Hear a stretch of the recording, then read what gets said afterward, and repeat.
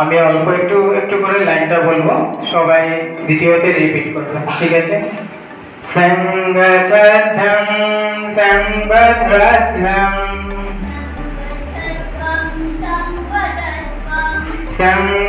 সংগমনাংসি জানতা। প্রথমতে আমরা শুরুয়াত করব ঘাড়ের ব্যায়াম। ঘাড়ের ব্যায়ামের জন্য আমরা পা অল্প একটু গ্যাপ দিয়ে দিই, যার যার পা অল্প একটু গ্যাপ দিয়ে দিই। তারপর হাত দুটো কোমরের মধ্যে নিয়ে আসি, শ্বাস নিয়ে ঘাড়টা উপর দিকে উঠিয়ে দেবো।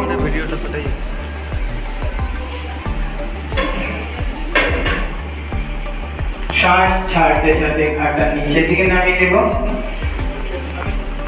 একদম নিচের দিকে চলে আসবে। শ্বাস নিয়ে সমান্তরাল জায়গায় নিয়ে যাব। এখন ঘাড়টা শ্বাস ছাড়তে যাতে ডান দিকে কাজ করে দেব। শ্বাস নিয়ে সোজা করে দেব, শ্বাস ছাড়তে দেব বাঁ দিকে। হ্যাঁ সবার হয়েছে, মোটামুটি সবার হয়েছে। হালকা কারোর একটু নামাতে হবে, কারোর অ্যাঙ্গেলের সামনাসামনি আছে কিন্তু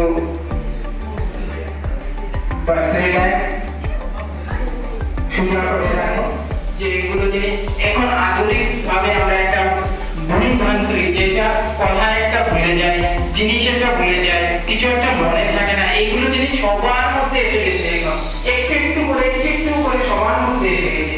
সেইগুলো জিনিস যদি দূর করতে চাই আমরা অনুলোম বিলোম প্রাণায়াম প্রত্যেক দিন করতে হবে।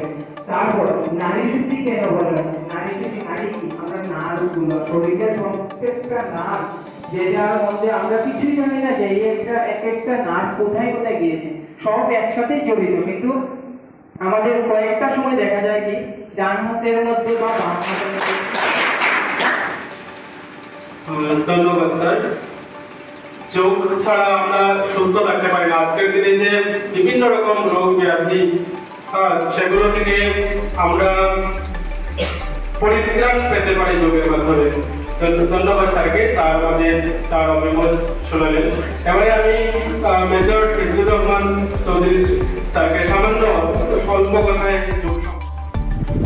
শ্বাস ছেড়ে দিয়ে নিচে চলে আসা, আবার হাত ঠিক জায়গায় নিয়ে আসা। তারপর করবো আমরা যেটা ব্যালেন্সিং আসন আছে, যেটা নিজের উপর কত স্থিরতা সেটাতে প্রমাণ পেয়ে যাবো। এখন করবো নেব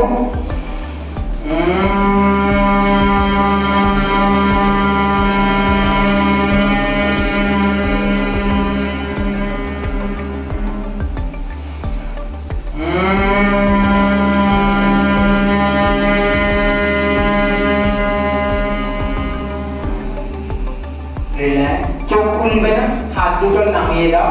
একটু সময় আমরা 5 নম্বর যেটা ধ্যান, তারপরে আমাদের প্রোটোকল শেষ, ঠিক আছে? ধ্যানের জন্য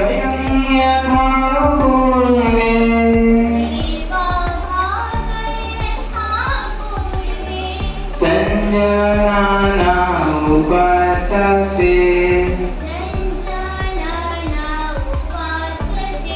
संजना उपासते